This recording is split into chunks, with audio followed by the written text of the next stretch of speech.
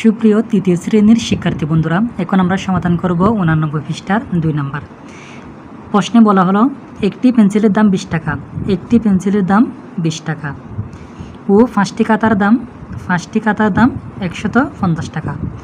এখানে বলা হলো আবার 5টি পেন্সিল ও 5টি খাতা কিনতে কত টাকা লাগবে।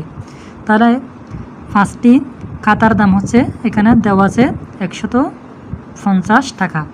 তাহলে এখানে আছে একটি পেন্সিলের দাম 20 টাকা। তাহলে এখানে জানতে চাওয়া হলো 5টি পেন্সিলের দাম ও 5টি খাতার কিনতে মোট কত টাকা লাগবে। তাহলে আগে এখানে একটি পেন্সিলের দাম 20 টাকা, 5টি পেন্সিলের দাম বের করতে হবে। তাহলে একটি পেন্সিলের দাম 20 টাকা হলে 5টি পেন্সিলের দাম অবশ্যই বেশি হবে। তাহলে বেশি হলে 20-এর সাথে, অর্থাৎ একটি পেন্সিলের দামের সাথে পেন্সিলের সংখ্যা 5 দিয়ে গুণ করতে হবে। এই অঙ্কটি দুটি পার্টে করতে হবে। তাহলে আমরা করব প্রথমে একটি পেন্সিলের দাম 20 টাকা। সুতরাং 5টি পেন্সিলের দাম 20 গুণন 5, 5 শূন্য শূন্য, 5 দুগুণ 10, তাহলে 100 টাকা। 5টি পেন্সিলের দাম 100 টাকা। তাহলে এখানে প্রশ্ন বলা হলো 5টি পেন্সিল ও 5টি খাতা কিনতে মোট কত টাকা লাগবে। তাহলে এখানে 5টি খাতার দাম 150 টাকা। আবার আমরা 5টি পেন্সিলের দাম পেয়েছি কত টাকা, 100 টাকা। তাহলে 5টি পেন্সিলের দাম 100 টাকা এবং 5টি খাতার দাম 150 টাকা। এই দুটি সংখ্যা যোগ করব। তাহলে আমরা আবার দিয়ে লিখব 5টি পেন্সিলের দাম 100 টাকা, 5টি খাতার দাম 150 টাকা। এবার আমরা যোগ করব 0 0 0, 0 সাথে 5 যোগ করলে 5, 1-এর সাথে 1 যোগ করলে 2, 250 টাকা। তার মানে 5টি পেন্সিল ও 5টি খাতা কিনতে লাগবে 250 টাকা। এবার আমরা সমাধান করব 3 নাম্বার।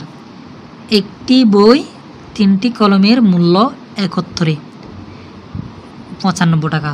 ধরো তুমি দোকানদার থেকে একটি বই নিছ আর 3টি কলম। দোকানদার তোমার থেকে রাখলো 95 টাকা। কত টাকা রাখলো? 95 টাকা। এবার একটি কলমের মূল্য রাখলো 20 টাকা। তাহলে কলমের সংখ্যা যদি 3টি হয় তাহলে অবশ্যই 3টির দাম বেশি আসবে, 3টির দাম বেশি আসবে। তাহলে একটির মূল্যকে 3টি কলমের সংখ্যা দিয়ে গুণ করতে হবে। তাহলে 3 0 0, 3 দুগুণ 6, তাহলে কয় টাকা? 60 টাকা। তাহলে এবার এটা আমরা কীভাবে করব? আমরা প্রথমে লিখব একটি কলমের মূল্য 20 টাকা। সুতরাং 3টি কলমের মূল্য 20 গুণন 3, 3 0 0, 3 দুগুণ 6, 60 টাকা। তাহলে এখানে প্রশ্নে বলা হলো একটি বই ও 3টি কলমের মূল্য একত্রে 95 টাকা। আমরা সেই কথাটিও এখানে সুন্দরভাবে তুলে নিলাম। তাহলে 3টি কলমের মূল্য পেয়েছি কয় টাকা? 60 টাকা। তাহলে আমরা লিখব এবার 3টি কলম নিচে লিখব 3টি কলমের মূল্য 60 টাকা। তাহলে একটি বই ও 3টি কলমের মূল্য একত্রে 95 টাকা। এই দুটির মূল্য থেকে শুধু কলমের মূল্য বিয়োগ করে ফেললে আর কিসের মূল্য থাকবে? বইয়ের মূল্য। তাহলে 5 থেকে 0 বিয়োগ করলে 5, 9 থেকে 6 বিয়োগ করলে 3, তাহলে 35 টাকা। এই 35 টাকা হচ্ছে একটি বইয়ের মূল্য। এবার আমরা সমাধান করব 4 নাম্বার। একটি তাকে 42টি বই রাখা যায়। একটি বইয়ের তাকে 42টি রাখা যায়। তো বইয়ের তাক যদি 2টি হয়, 2টি তাকে অবশ্যই বেশি রাখা যাবে। তাহলে 2 দিয়ে 42কে কী করতে হবে? গুণ করতে হবে। কী করতে হবে? গুণ করতে হবে। তাহলে প্রথমে আমরা লিখব একটি তাকে বই রাখা যায়। একটি তাকে বই আছে। তাহলে আমরা প্রথমে লিখব একটি তাকে বই আছে 42টি। আমরা লিখব একটি তাকে বই আছে 42টি। তাহলে একটি তাকে 42টি যদি রাখা যায়, দুটি তাকে অবশ্যই বেশি রাখা যাবে, তাহলে 42কে 2 দ্বারা গুণ করতে হবে। দুটি তাকে বই আছে 42 গুণন 2। এবার আমরা গুণ করব। 2 দিয়ে 2কে গুণ করলে 2 দুগুণ 4, 2 দিয়ে 4কে গুণ করলে 4 দুগুণ 8। তাহলে এখানে হচ্ছে 84টি, দুটি তাকে 84টি বই রাখা যায়। তাছাড়া আরও এখানে বই, এছাড়া আরও 8টি বই আছে। কতটি বই আছে? 8টি।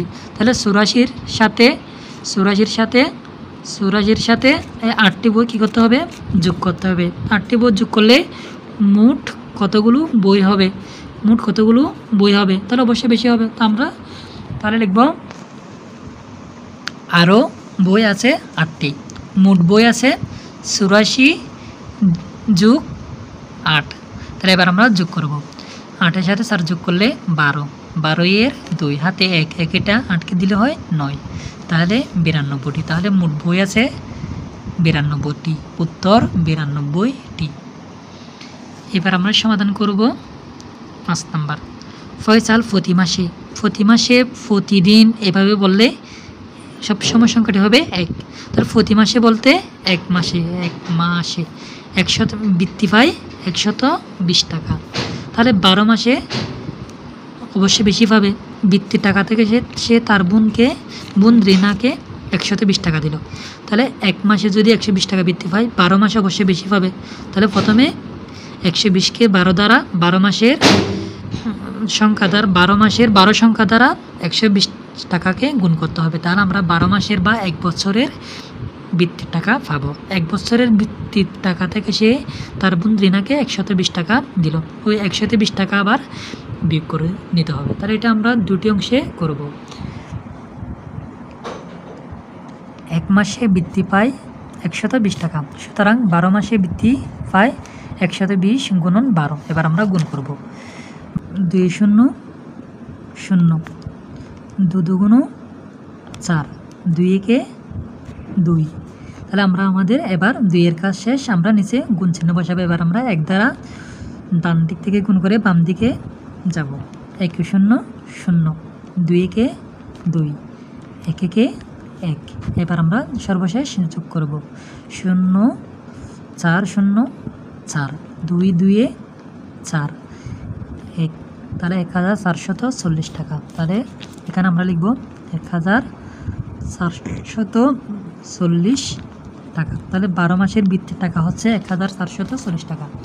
তাহলে আবার আমরা লিখব আবার 12 মাসে বৃত্তি পায় 1440 টাকা। বোন রিনাকে দেয় 120 টাকা। এবার আমরা সর্বশেষ বিয়োগ করব।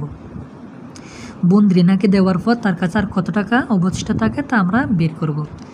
0 থেকে 0 বিয়োগ করলে 0, 4 থেকে 2 বিয়োগ করলে 2, 4 থেকে 1 বিয়োগ করলে 3,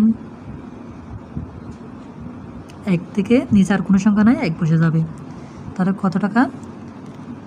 1320 টাকা। তাহলে উত্তর হচ্ছে 1320 টাকা। পরবর্তী ভিডিওর জন্য চ্যানেলটি সাবস্ক্রাইব করে রাখুন।